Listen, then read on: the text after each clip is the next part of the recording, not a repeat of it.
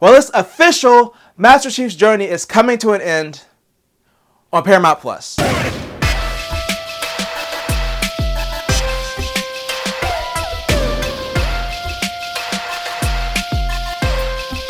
It's Sunday, so let's get sensational. I'm Mike, and I'm coming to you with the gaming news. And one thing that's been popular in gaming lately is bringing those characters and stories to TV and movies. We've seen some successful series come out in the past couple of years, like The Last of Us or Fallout, but the one we're talking about in this story maybe isn't as successful, and that's the Halo series on Paramount Plus. Now, I will admit I never got around to watching the series, but generally I heard people were kind of mixed on it after season 1. So personally, I was surprised they even did a second season.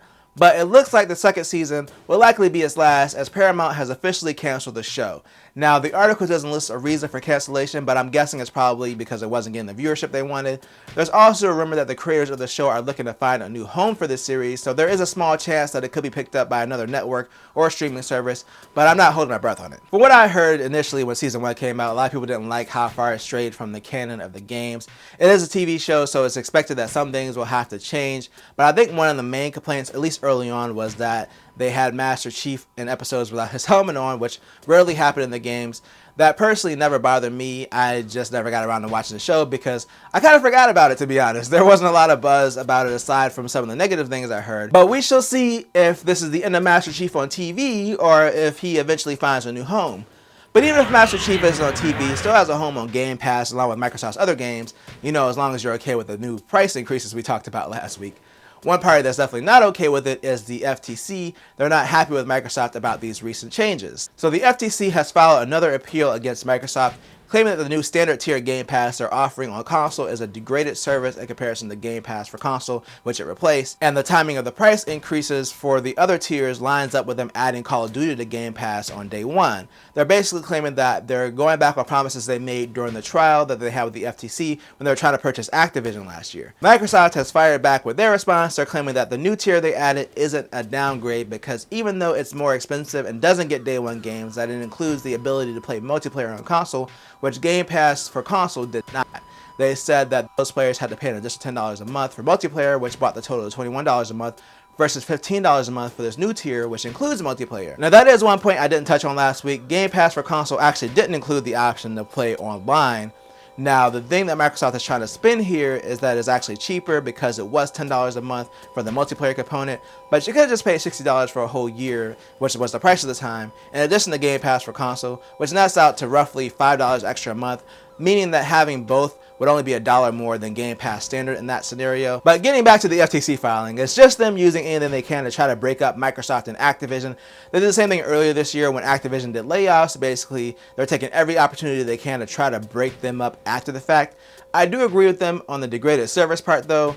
That new console tier is trash. And you know what else has been trash lately, but continues to happen? Layoffs, and it has been a while since we've had any major layoffs, but of course they've come back around, and this time it's from the developer of Mortal Kombat, NetherRealm Studios. So this wasn't formally announced, but it looks like NetherRealm, who is owned by WB, has laid off their entire mobile division. There wasn't an exact figure given on how many people were affected by this, but it's speculated that it's over 50. I'm guessing if it's just the mobile division that maybe they're pivoting away from doing mobile versions of games like Mortal Kombat and Injustice, or maybe they're just going to contract them out to other studios instead of doing them in-house. The story made its way around because several former employees started talking about it on LinkedIn, so the studio was probably trying to keep this under wraps, but of course it got out. Either way, it always sucks when there's a mass layoff like this, especially since the job market, the gaming industry right now in particular, isn't great. So hopefully everyone affected can land on their feet somewhere. Alright, after that story, I feel like we gotta finish the day off with something a little bit more lighthearted, like something from Nintendo or something. In fact, let's just go ahead and talk about them today. In a fun story. So at this point, we know the Switch is on its way out, but it doesn't mean Nintendo won't continue to release new and innovative accessories for it. So after 7.5 years, Nintendo is officially releasing a Joy-Con charging dock. You know, I never realized that Nintendo hadn't done an official standalone charger for the Joy-Con, but yep, here we are in 2024, and they're finally releasing one. I'm sure at this point, most people who probably wanted one just got a third-party one, but if you've been holding out for that official jank, it's finally here, and I'm officially bringing this video to a close. But let me know if you checked out the Halo series and your thoughts on it down in the comments. Again, let me know down below, and if you enjoyed this video, then make sure to tell a friend, tell a coworker, like, share, and subscribe, and hit that bell notification button thing so you know if I drop a video or a live stream.